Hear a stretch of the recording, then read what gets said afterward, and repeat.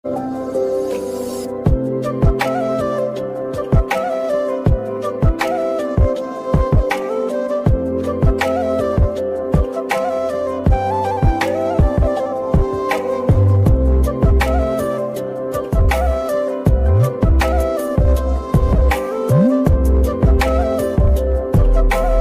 ঘুম থেকে উঠতে একটু দেরি হয়েছে, আর দেরি হতেই বন্ধুরা কাজের একটা এলোমেলো ভাব চলে আসে।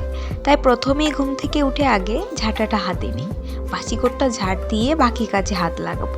এখন প্রায় 7:30টার মতো বাজে, আর ভাই চলে গেছে স্কুলে, আর মাও মায়ের কাজে লেগে পড়েছে। তো আমিও এখন ঘরদোরগুলি গুছিয়ে নেব।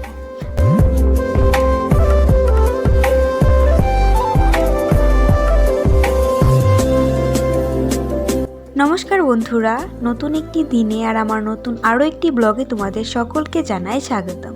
ত্রিপুরার ছোট্ট একটি গ্রাম থেকে আমি রিমা, আমার এই ছোট্ট পরিবারে তোমাদের সকলকে জানাই আবারও অনেক ওয়েলকাম। সারাটা দিন আমার সঙ্গে থেকে আমার ব্লগটা কন্টিনিউ দেখার অনুরোধ রইল।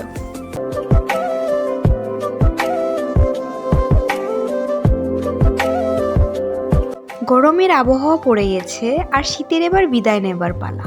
তো শীতকালে আমরা যে কাপড় চোপড়গুলি ব্যবহার করি, সেই কাপড় চোপড়ে যে ছুটি নেওয়ার পালা চলে এসেছে। তো বন্ধুরা, লেপটা রুদে দিয়ে দিয়েছি, আর লেপের কাভারটা মা ধুয়ে দিয়েছে। একে একে সমস্ত কিছু বাস্কে পুরে নিতে হবে। লেপটা রুদে দিয়ে এখন আসলাম বিছানাটা গুছিয়ে নেব। সকাল থেকে শুধু বাসিঘরটাই ঝাড় দেওয়া হলো, আর আমার কোনো কাজই আজ এগোয়নি বন্ধুরা। একটু দেরি করে ঘুম থেকে উঠলেই যেন কাজগুলি আর এগোতে চায় না। আর সকাল সকাল ঘুম থেকে উঠে কাজে লাগলে সময়ের আগেই কাজগুলি হয়ে যায়। তো সব কিছু সময়ের মধ্যে হলেই ভালো লাগে। সকাল সকাল যদি ঘরদোরগুলি গুছানো হয়ে যায়, তাহলে দেখবে মনটা অনেকটা হালকা লাগে, আর বাইরে ঘরেরও কিছু কাজে হাত লাগানো যায়। যদি সারা সকালটা ঘর নিয়েই পড়ে থাকতে হয়, তাহলে বাইরের কাজগুলি কখন করব বলো বন্ধুরা? তাই সকাল সকাল ঘুম থেকে উঠেই যদি আগে ঘরদোরগুলি গুছিয়ে নিই, তাহলে অন্যান্য কাজগুলি অনেকটা এগিয়ে যায়।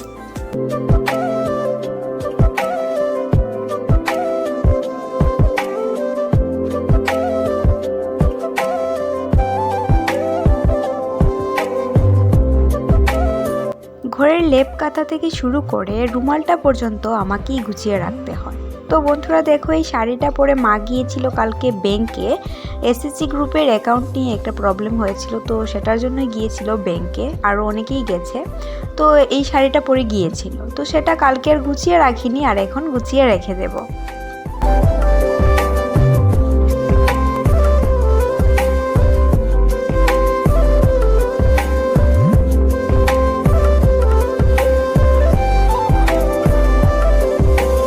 ভাই যেহেতু রোজই ডিউটিতে যায়, তো ভাইয়ের অনেক কাপড় চোপড়ই বাইরে থাকে। তো এগুলি যদি গুছিয়ে রাখি হাতের সামনে, তাহলে ভাইয়েরও অনেকটা সুবিধে হয়, আর দেখতে অনেকটা ভালো লাগে।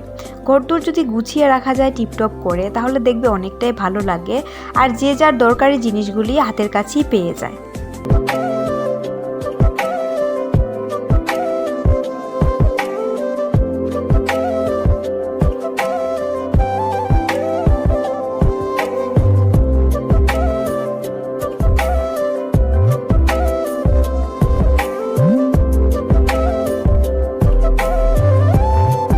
আজ অনেক দিন পর মাটি কাদায় হাত দিলাম। তো কেন হাত দিলাম বন্ধুরা? যেহেতু আমাদের দিকে প্রচুর পরিমাণে বৃষ্টি হয়ে গেল, আর আমাদের যে উনুনটা বানিয়েছিলাম আমি, সেটার উপরে কোনো চালা নেই, যার কারণে প্রচুর বৃষ্টির ফলে উনুনটা পুরোই ভেঙে গেছে।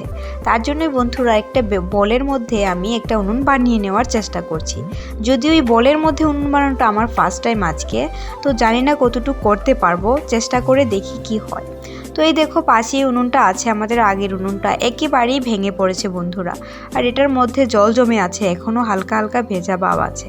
তো মা বারেই বলছিল এটা লেপে দিতে, কিন্তু এটা লেপলে কোনোই লাভ হবে না বন্ধুরা, একদম ভিজে আছে।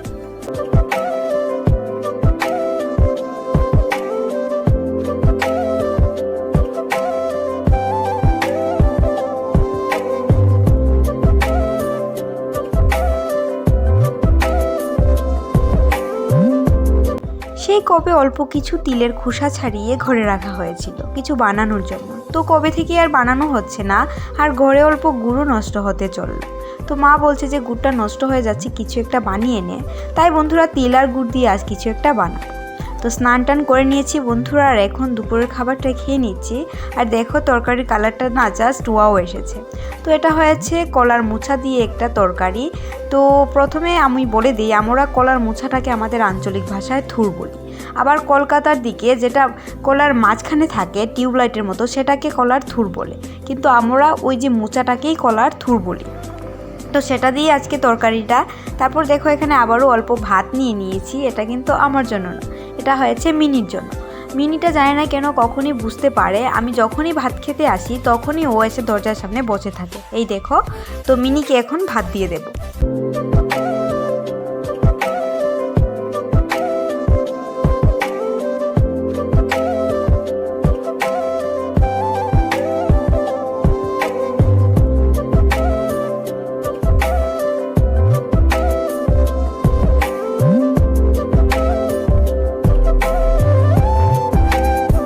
স্টুডেন্টদেরকে পড়িয়ে দিয়েছি, ওরা বাড়িতেও চলে গেছে। তো এখন দড়িটা হাতে নিয়ে বেরিয়ে পড়লাম মাঠের উদ্দেশ্যে, কারণ বন্ধুরা পুষ্যগুলিকে আজ ছেড়ে দেওয়া হয়েছিল। তো একে একে আসছে আর একে একে বেঁধে দিচ্ছিলাম।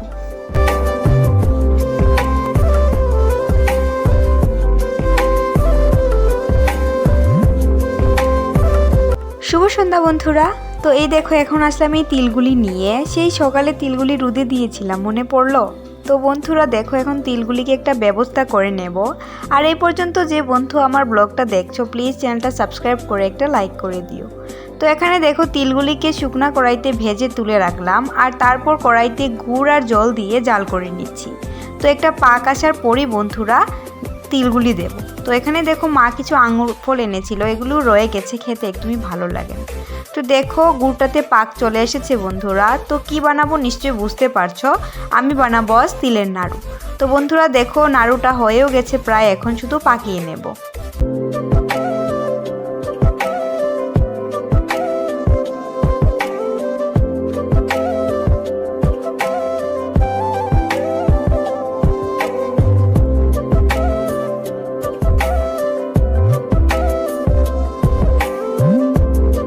টুকটুক করে নাড়ুগুলি তৈরি করে নিলাম বন্ধুরা। যদিও করতে আমার অনেকটা কষ্ট হয়েছে, তিলের নাড়ু একদম গরম গরম থাকতে পাকাতে হয়, না হয় লাড়ুগুলি ঠিক পাক ধরে না।